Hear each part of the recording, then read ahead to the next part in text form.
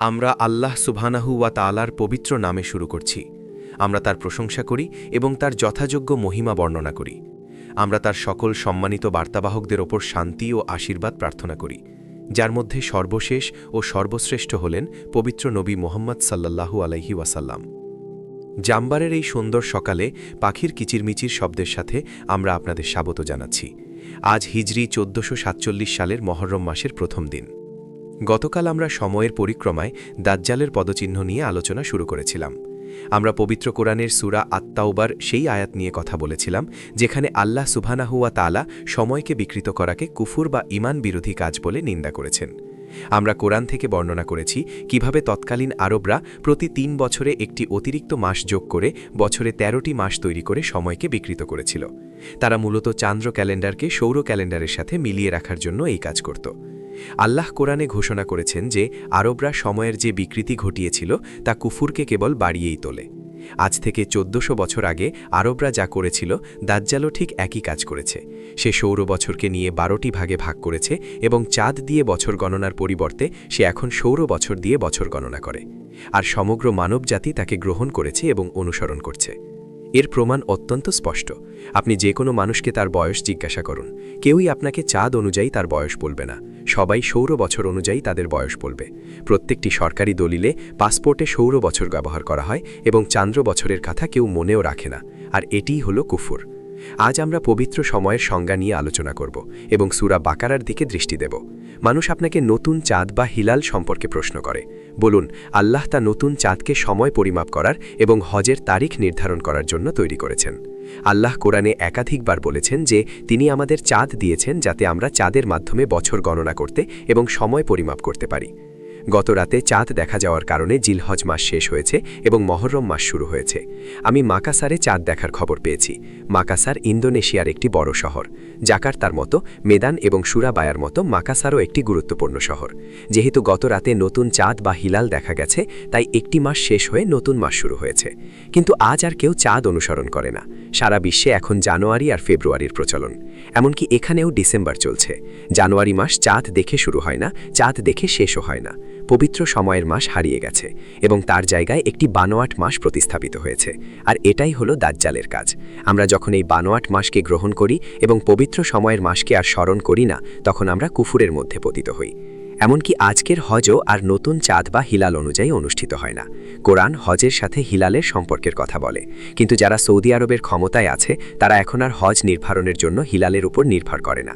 তারা বলে, যখন বৈজ্ঞানিক বা গাণিতিক প্রমাণ থাকে যে চাঁদের জন্ম হয়েছে, তখন মাস শুরু হয়ে যায়। তাদের কাছে হিলাল আর চোখে দেখা নতুন চাঁদ নয়। এর ফলে হজ ভুল দিনে অনুষ্ঠিত হচ্ছে। আর সমালোচকরা কি বলে জানেন? তারা বলে, হজ যদি ভুল দিনে হয় তাতে কি, এর জন্য আমাদের দোষ দেওয়া হবে না। তারা এমন একটি হজে যেতে থাকে যা সঠিক সময় হচ্ছে না, কিন্তু এটি কুফর এবং তাদের কাছে এই জ্ঞান নেই যে তারা কুফর করছে। পবিত্র সময়ে একটি সপ্তাহ কি? আমরা জানি যে মাস চাঁদ দ্বারা নির্ধারিত হয়। তাহলে সপ্তাহ কোথা থেকে এলো? একটি সপ্তাহে কেন 7 দিন থাকে? এর উত্তর হলো, আল্লাহ আসমান ও জামিন 6 দিনে সৃষ্টি করেছেন। আর এই ঘটনাটি এতটাই গুরুত্বপূর্ণ ছিল যে সপ্তম দিনে তা স্মরণ করার প্রয়োজন ছিল। এই সপ্তম দিনটিকে বলা হতো ইয়াউম আস-সাবাত বা বিশ্রাম দিবস, সাবাত। আল্লাহ আদেশ দিয়েছিলেন যে সাবাতের দিনটি হবে বিশ্রামের দিন। তাই সাবাতের দিনে রাস্তায় কোনো যানবাহন চলবে না, কোনো ট্রাক, মোটর গাড়ি বা মোটরসাইকেল চলবে না। রাস্তা থাকবে ফাঁকা, সবাই বাড়িতে থাকবে। এটি হবে বিশ্রাম ও প্রার্থনার দিন। সাবাতের দিনটি হলো সপ্তাহের শেষ দিন। কোরআনের আগের শরীয়তে আল্লাহ বানি ইসরায়েলের জন্য সাবাতের দিনে কাজ করা নিষিদ্ধ করেছিলেন। এরপর সূরা আল আরাফে কোরআন সমুদ্রের তীরের একটি শহরের বর্ণনা দিয়েছে। এই শহরের লোকেরা মাছ ধরে জীবিকা নির্বাহ করত এবং সেখানে বানি ইসরায়েল বাস করত, যারা সাবাতের আইন মানতে বাধ্য ছিল। সপ্তাহের অন্য দিনগুলোতে আল্লাহ মাছ আসতে বাধা দিতেন, কিন্তু সাবাতের দিনে সমস্ত মাছ চলে আসত এবং আপনি মাছগুলোকে লাফালাফি করতে দেখতে পেতেন। আল্লাহ তাদের পরীক্ষা করেছিলেন, তারা কি আইন মেনে সাবাত পালন করবে এবং মাছ ধরা থেকে বিরত থাকবে, নাকি তারা আইনকে সামান্য পাত্তা না দিয়ে সাবাতের দিনে মাছ ধরতে যাবে। তাদের মধ্যে কেউ কেউ সাবাতের আইন লঙ্ঘন করে মাছ ধরতে গিয়েছিল, কিন্তু অন্যরা বলেছিল, না, আমাদের আইন মানতে হবে। কোরআনের বর্ণনা অনুযায়ী এই শহরটি ছিল কনস্টান্টিনোপল। আর কনস্টান্টিনোপলের সেই ইসরায়েলি লোকেরা ছিল তারাই যারা নবী ঈসা আলাইহিস সালামকে মাসিহ হিসাবে গ্রহণ করেছিল। সুতরাং তারা ইহুদি ছিল না, তারা ছিল খ্রিস্টান। আল্লাহ যারা মাছ ধরতে গিয়েছিল তাদের অভিশাপ দিয়েছিলেন এবং তাদের বানরের মতো জীবনযাপন করতে নিন্দা করেছিলেন।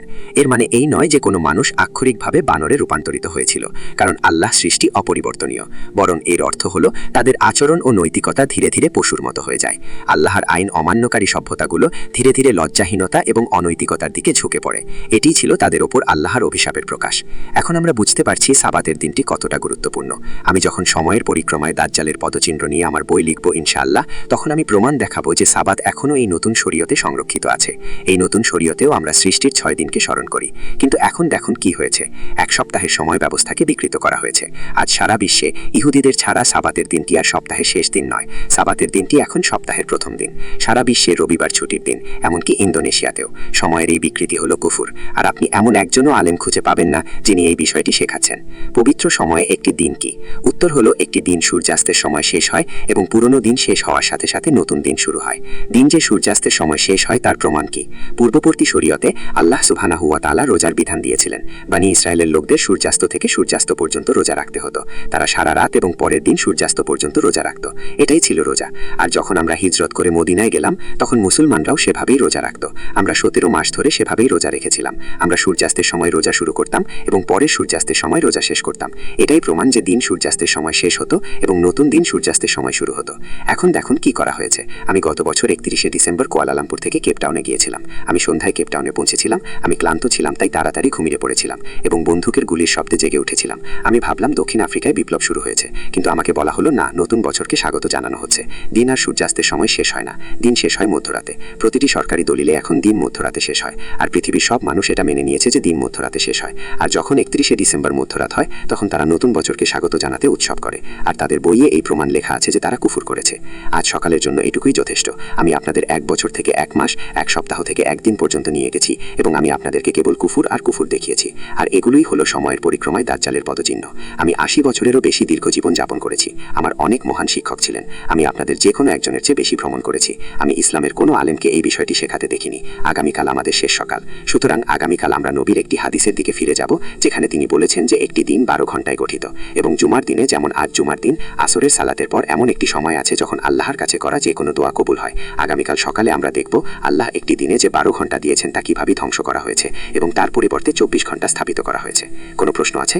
প্রশ্ন: একটি বৈশ্বিক হিজরি ক্যালেন্ডার থাকা কি সম্ভব? আপনারা কি পুরো জাবায় একই সময়ে মাগরিবের সালাত আদায় করেন?